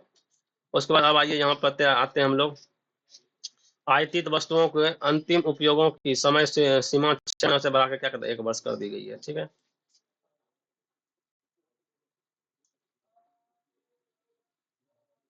आइए आइए आइए, बहुत इंपॉर्टेंट टॉपिक है आगे। अब आइए प्रत्यक्ष में क्या कर दिया गया भैया, नई कर व्यवस्था के अंतर्गत 12 लाख रुपए का रखिए तक का आय जो है ना, आय की दर से पूंजीगत लाभ को छोड़कर 1 लाख करोड़ रुपया प्रति माह के औसत आय पर कोई आयकर नहीं होगा, ठीक ना। सरकार बोला है कि 12 लाख सालाना आप कमा रहे हैं ना तो उस पर कोई टैक्स नहीं लगेगा। अगर 12 लाख से अधिक कमाते हैं तो भैया टैक्स लगेगा, ठीक ना। 1 लाख प्रति माह के औसत आय पर कोई कर दे नहीं होगा, ठीक ना। वेतन भोगी करदाताओं के लिए यह सीमा 75,000 रुपये की मानक कटौती के कारण 12.75 लाख करोड़ होगी, ठीक है। जो भी वेतन भोगी है उसके लिए बोला 12.7 लाख करोड़ तक का आपको छूट है, ठीक ना। चलिए, नई कर व्यवस्था में संशोधित टैक्स का संरचना। देखिए, टैक्स नई कर व्यवस्था में संशोधित कर का संरचना क्या है, देखो 0 से 4 लाख जो भी कमाएगा उसको शून्य टैक्स लगेगा। 4 से 8 लाख जो रुपया कमाएगा उसको 5% किया जाएगा। फिर 8 से जो 12 लाख रुपया कमाएगा उसको 10% का टैक्स लगाएगा भैया। फिर 12-16 लाख रुपया जो कमाएगा उसको 15% का टैक्स मिलेगा भैया। 16 से 20 लाख रुपया जो होगा उस पर 20% का टैक्स लगेगा भैया। और 20 से 24 लाख रुपया जो कमाइएगा उस पर 25% का टैक्स लगेगा। और 24 लाख से जो ऊपर होगा उसका 30% का टैक्स लगेगा, ठीक ना। देखिए, सिंपल सा बात है, आप लोग 4 करके बढ़ते जाइएगा। 4 से 8 बढ़िएगा, 4 लाख से 8, 4 बढ़ा दीजिए 8, 8 से 4 बढ़ा दीजिए 12, 12 से 4 बढ़ा दीजिए 16, 16 से 4 बढ़ा 20, 20 से 4 बढ़ा 24। और ऐसे करके बढ़ेगा। तो टैक्स भी उसी तरह बढ़ेगा, टैक्स 5-5 करके बढ़ाइए। 4 लाख का टैक्स कितना हो गया, शून्य। 4 बढ़ाइए 8, 8 लाख का शून्य कितना, 5, 5 जोड़ते जाइए। 12 लाख पे कितना है, 10, 5 जोड़िए 10, फिर उसके 15, 15 में फिर 5, 20, 20 से 25, ऐसे करके याद कर लिए, ठीक है। टीडीएस को तर्क संगत बनाने के लिए आइए भैया, टीडीएस को वरिष्ठ नागरिकों के लिए ब्याज पर कटौती की सीमा 50,000 रुपये से 2 गुना बढ़ाकर 1 लाख रुपये की जा रही है। किराए पर टीडीएस के लिए वार्षिक सीमा जो है ना 2.4 लाख रुपये से बढ़ाकर 6 लाख कर दिया है। टीडीएस जो है ना भैया 2.4 लाख से बढ़ाकर कितना 6 लाख कर दिया है। उच्च टीडीएस कटौती के प्रावधान पर केवल गैर पैन मामले पर ही लागू होंगे। छोटे धर्मांतरण न्यास और संस्थाओं को पंजीकृत अवधि को बढ़ाकर 5 वर्ष से 10 वर्ष कर दिया गया है। करदाताओं को अपने स्वामित्व वाली संपत्तियों के लिए 0 वर्ष मूल्य की दावा बिना किसी शर्त के अनुमानित का प्रस्ताव किया जाएगा, ठीक ना। 29 अगस्त 2024 को या उससे पश्चात व्यक्तियों द्वारा राष्ट्रीय बचत स्कीम के लिए आहरण पर छूट की जाएगा। देश में अंतर्देशीय जल परिवहन को बढ़ावा देने के लिए मौजूदा टन भार का योजनाओं के लाभ को भारतीय पोत अधिनियम 2021 के अंतर्गत पंजीकृत अंतर्राष्ट्रीय जलयानों के लिए विस्तारित करने का प्रस्ताव किया गया है। 1 अप्रैल 2030 से पहले निगमित होने का भारतीय स्टार्टअप इकोसिस्टम को 5 वर्षों तक अवधि का विस्तार कर स्टार्टअप लाभ प्रदान किए जाएंगे। ठीक है। सॉवरेन वेल्थ फंड और पेंशन निधियों द्वारा अवसंरचना क्षेत्र में वित्त पोषण को बढ़ावा देने के लिए निवेश करने का तारीख कितना कर दिया? 5 वर्ष से बढ़कर 31 वर्ष 31 तक का प्रस्ताव कर दिया। आइए हम लोग पढ़ते हैं मेन टॉपिक जो है। अरे भैया ऐसे काहे भाग रहे हो यार। बजट 25-26 के तहत विभिन्न योजनाओं पर खर्च। देखियो भैया, प्रधानमंत्री गरीब कल्याण योजना पर कितना रुपया खर्च होगा भैया? 2,03,000 करोड़ रुपया खर्च होगा। किस पे? प्रधानमंत्री गरीब कल्याण अन्न पे कितना खर्च होगा? 2,03,000 करोड़ रुपया। मनरेगा पे कितना खर्च कर रही है सरकार? तो 86,000 करोड़ खर्च कर रही है। जल जीवन मिशन पे कितना खर्च कर रहा है भैया? 67,000 करोड़ खर्च कर रहा है जल जीवन मिशन पे। जल जीवन मिशन प्राप्त करने का 2028 तक का लक्ष्य था। ठीक है। प्रधानमंत्री किसान सम्मान निधि कितना? 23,500 करोड़ रुपया खर्चा करेगा। इसमें क्वेश्चन आ जाएगा भैया, प्रधानमंत्री गरीब कल्याण योजना गरीब अन्य योजनाओं पर कितना रुपया खर्चा कर रहे हैं भैया? 2,03,000 करोड़ खर्च कर रहे हैं। मनरेगा पे कितना खर्च कर रहे हैं? 86,000 करोड़ कर रहे हैं। जल जीवन मिशन पे कितना? 67,000 करोड़ कर रहे हैं। और प्रधानमंत्री किसान सम्मान निधि पे कितना? 23,000 करोड़ खर्च कर रहे हैं। बजट 25-26 के तहत प्रमुख मदों पर भैया, मदों पे रक्षा पे हम लोग कितना खर्चा कर रहे हैं भैया? 4,91,732 करोड़। 4,91,732 करोड़ रक्षा पे खर्चा कर रहे हैं। ठीक है। ग्रामीण विकास में कितना? 2,66,817 करोड़ खर्च कर रहे हैं ग्रामीण विकास में। कृषि एवं संबंध कार्यालय में कितना? 1,71,437 करोड़ खर्चा कर रहे हैं कृषि एवं संबंध कार्यालय में। शिक्षा पे कितना खर्चा कर रहे हैं? शिक्षा पे 1,28,650 करोड़ कर रहे हैं शिक्षा पे। 1,28,650 करोड़ कितना शिक्षा पे खर्चा कर रहे हैं। स्वास्थ्य पे हम लोग कितना खर्चा कर रहे हैं? यह क्वेश्चन आ जाएगा। स्वास्थ्य पे कितना खर्चा कर रहे हैं भैया? 98,311 करोड़ खर्चा कर रहे हैं किस पे? स्वास्थ्य पे। सबसे अधिक किस पे? रक्षा पे खर्चा कर रहे हैं कितना? 4,91,000। फिर ग्रामीण विकास पे खर्चा कर रहे हैं 2,66,000। ठीक है। उसके बाद आ रहा है कृषि एवं संबंध। कृषि पे कितना खर्चा कर रहे हैं भैया? 1,71,000 करोड़। शिक्षा पे भैया 1,28,000 करोड़। शिक्षा पे 1,28,000 करोड़ और स्वास्थ्य पे कर रहे हैं हम लोग 98,311 करोड़ खर्च। ये था भारत का बजट का। और यहाँ पे बजट का पूरा संपन्न क्लास समाप्त होता है। और ये क्लास कैसी लगी आप लोगों को? लाइक सब्सक्राइब करते हैं, दोस्तों के साथ शेयर जरूर करेंगे। आशा करते हैं कि आपको मोस्टली चीजें याद हो गई है। आप इसको बार बार रिकॉल करेंगे, आपको अच्छी तरह से याद हो जाएगी। मिलते हैं अब हम लोग नेक्स्ट वीडियो में। तब तक के लिए जय हिंद, जय भारत। पढ़ते रहिए और एंजॉय करते रहिए। बोलिए भारत माता की जय।